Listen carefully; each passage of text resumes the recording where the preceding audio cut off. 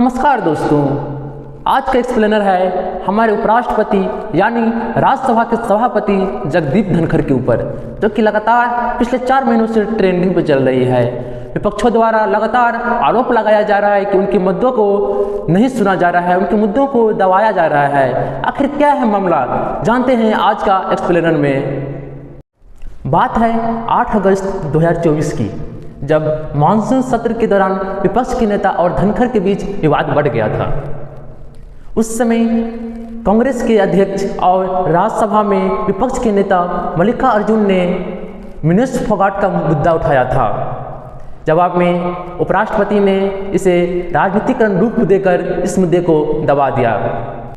जवाब में विपक्षी सांसदों ने नियमों और कायदों का पालन नहीं करने का आरोप लगाया और उसी समय 87 राज्यसभा सांसदों ने अविश्वास प्रस्ताव लाने की सहमति जाहिर कर दी, लेकिन उस समय सत्र खत्म होने की वजह से बिल पेश नहीं किया गया और वहीं खत्म हो गई। बात 9 दिसंबर 2024 की है, जब केंद्रीय मंत्री किरण रिजिजू और बीजेपी के कई नेताओं ने जॉर्ज सोरोस का संबंध सोनिया गांधी से लगाया था। वही जॉर्ज सोरोस जिसने कश्मीर का एक स्वतंत्र राष्ट्र की मांग की थी, और जवाब में 10 दिसंबर को जगदीप धनखड़ ने इस मुद्दे को सदन में सहमति दे दी।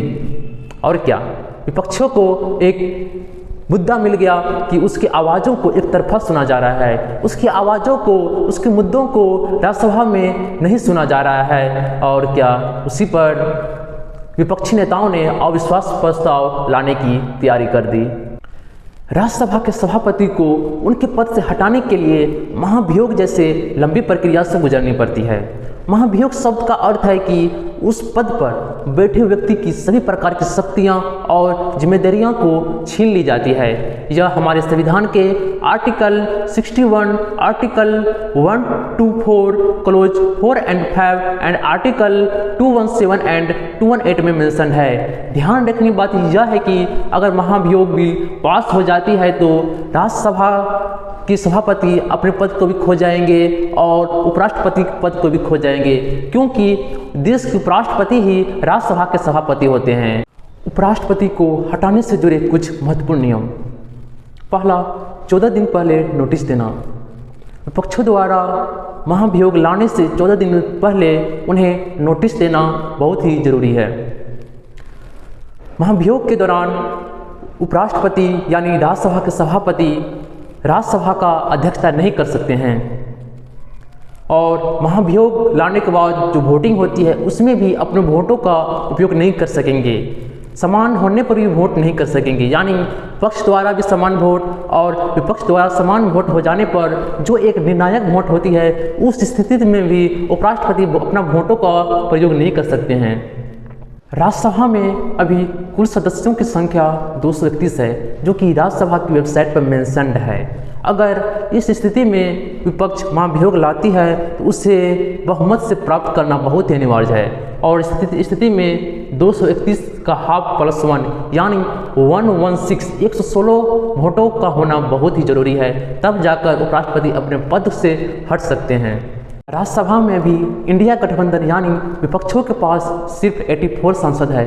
अगर इस स्थिति में भी अगर अन्य दलों को नेता साथ दे दे, यानी 11 निर्दलीय नेता साथ दे तो 84 प्लस 1195 हो जाती है। तब पर भी बहुमत से 21 सीटें पीछे रह जाती है। ऐसी स्थिति में बहुत ज़्यादा चांस है कि उससे बहुमत नहीं मिलेगी और महाभियोग बिल पास नहीं होगी, और उपराष्ट्रपति अपने पद को लगातार मेंटेन करते रह जाएंगे। अगर इनकेस राज्यसभा में विपक्षी को बहुमत मिल भी जाए तो उसे लोकसभा में पास नहीं हो पाएगी, क्योंकि वहाँ उनके सदस्यों की संख्या बहुत ही कम है।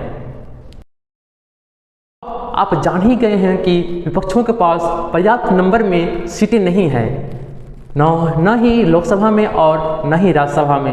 पर ध्यान देने बात यह है कि तब पर भी विपक्ष क्यों महाभियोग लाने की तैयारी में है, क्योंकि यह देश में पहली बार होगी जब उपराष्ट्रपति के खिलाफ महाभियोग लाने की प्रस्ताव लाई जाएगी।